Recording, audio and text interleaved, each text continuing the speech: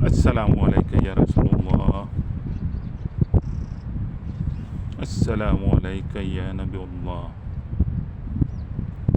Assalamualaikum ya Habibullah. Assalamualaikum ya Waliullah. Assalamualaikum la ibadatillah. Tawakkur sawa Allahid jama' manhajatul wana. Assalamualaikum warahmatullahi wabarakatuh.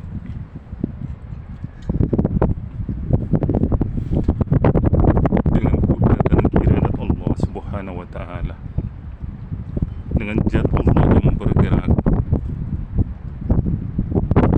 dengan kudrat dan iradat Allah subhanahu wa ta'ala, dengan sifat Allah yang bergerak, dengan kudrat dan iradat Allah subhanahu wa ta'ala, dengan asma Allah yang bergerak, dengan kudrat dan iradat Allah subhanahu wa ta'ala, dengan af'al Allah yang bergerak, dengan kudrat dan iradat Allah subhanahu wa ta'ala, dengan sirullah Allah yang bergerak. La tataharruku jahratul illa bismillah.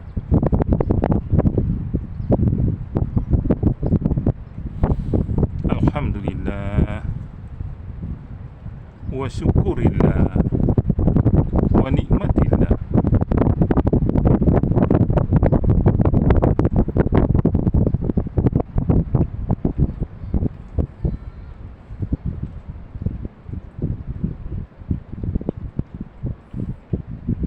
Istri, anak-anak,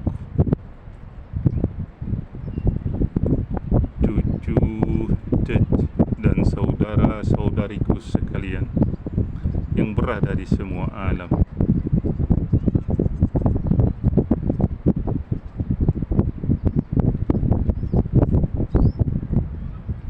Allah yang maha baik, yang telah menciptakan diri kita dengan sempurna, asal muasal diri kita dari setetik air mani. Kita semua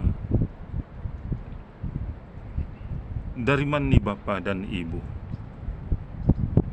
atau biasa saya sebut kebesaran bapa dan kebesaran mama, yaitu sadi, wadi, mani dan manikam.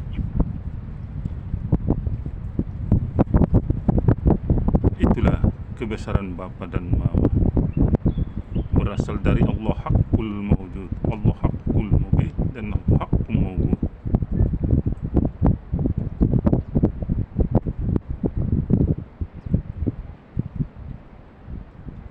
Kemudian kita berada dalam rahim ibu.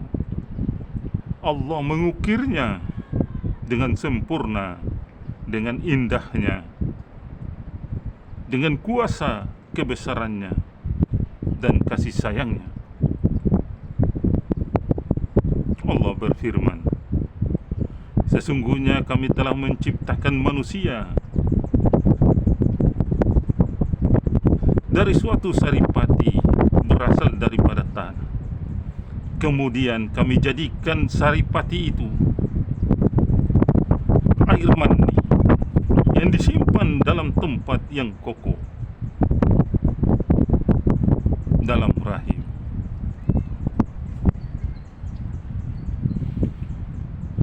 Kemudian air mani itu kami jadikan segumpal darah.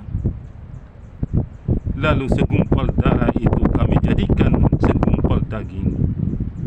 Dan segumpal daging itu kami jadikan tulang belulang.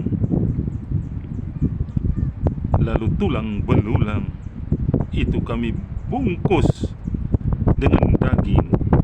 Kemudian kami jadikan dia makhluk yang berbentuk lain. Maka Maha Suci Allah pencipta yang paling baik. Al-Quran Al-Mu'minun ayat 12 sampai dengan 14.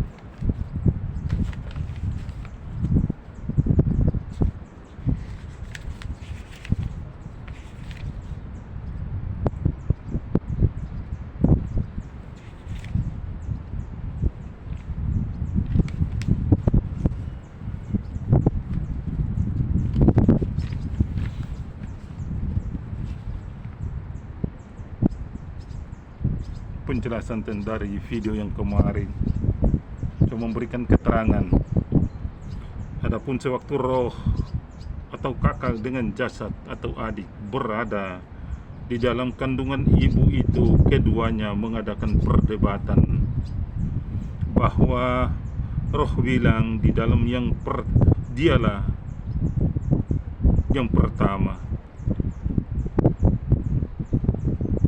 tetapi jasad tidak setuju karena jasad bilang bahwa dialah yang pertama.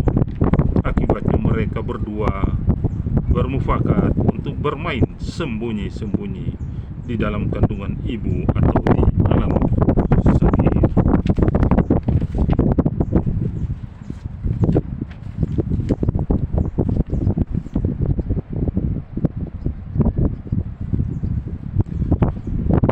Yang sembunyi dulu adalah jasad atau adik, dan mulai sembunyi di hati gaba-gaba, hati kecil ibu yang disebut di Lauhil Mahfuz.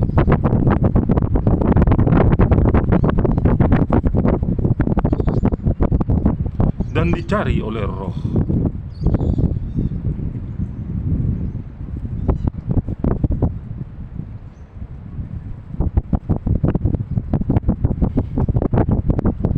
Atau kakak, sementara cari roh bertemu dengan jasad adik di dalam hati gaba-gaba, hati kecil ibu.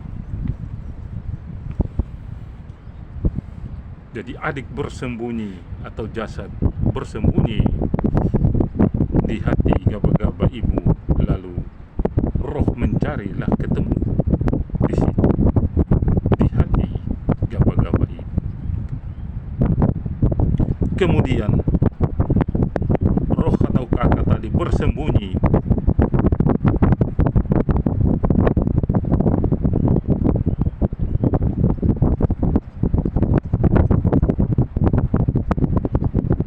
roh mulai sembunyi, dan sembunyinya ini di diri jasad atau adik, yaitu di dalam mata hitam. Lalu jasad mulai cari, tetapi tidak berhasil. Akibatnya jasad adik menyerah, dan jasad bilang bahwa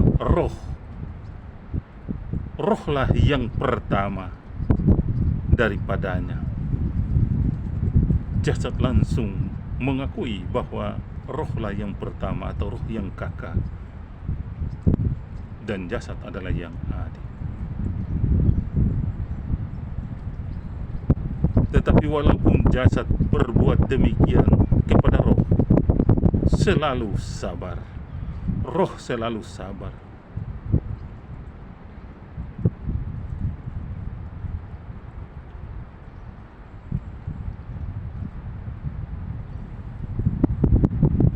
Maka roh akan menerima jabatan sebagai penguasa dunia dan akhirat.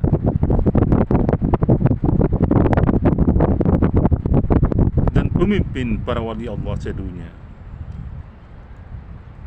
Kemudian roh tidak mati untuk selamanya.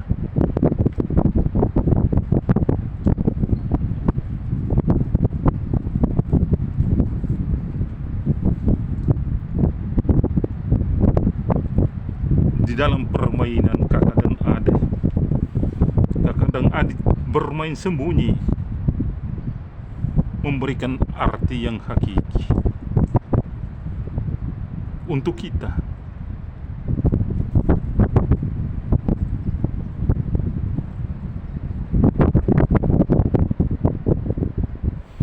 bahwa di balik diri ada diri, di balik jasad ada roh. Mari kita telusuri, mari kita kenal dan harus mengenal, karena sudah tinggal bersama kita satu rumah. Mustahil kalau kita tidak mengenalnya.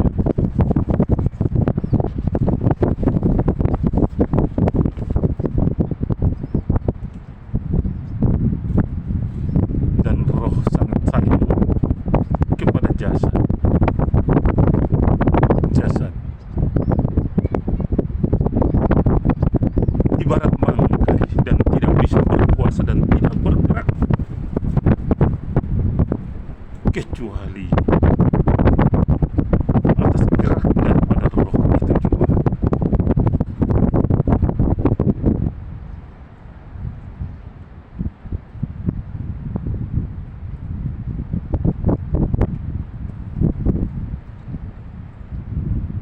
Pada saat napas keluar, itulah sifat Allah.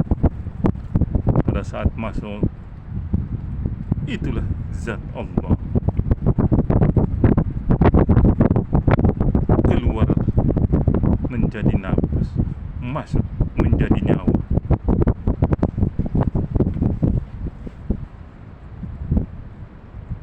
Antara jasad, roh, dan nyawa satu, tidak akan terpisah.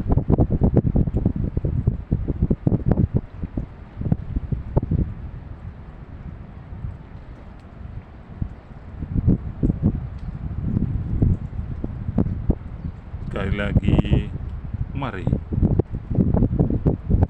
kita kenali roh nyawa kita,